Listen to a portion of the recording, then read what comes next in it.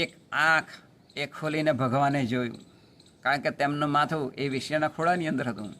એટલે એક આંખ ખોલી અને જોયું તો વેશ્યા પણ એ બળવા માંડી. એટલે ભગવાને બંને આંખ ખોલી. આમ તો કોઈક અગ્નિ જો દાઝી જતો હોય તો એ ભાગવા માંડે, પરંતુ આ વેશ્યા પણ એ બળવા માંડી ચિતાની અંદર. ત્યારે ભગવાન એ પ્રગટ થયા અને પછી આ વેશ્યાને કહે છે કે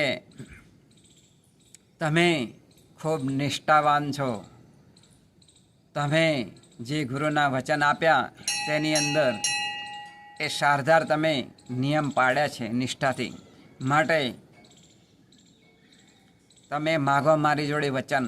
આપ જે માગશો તે હું આપવા માટે તૈયાર છું.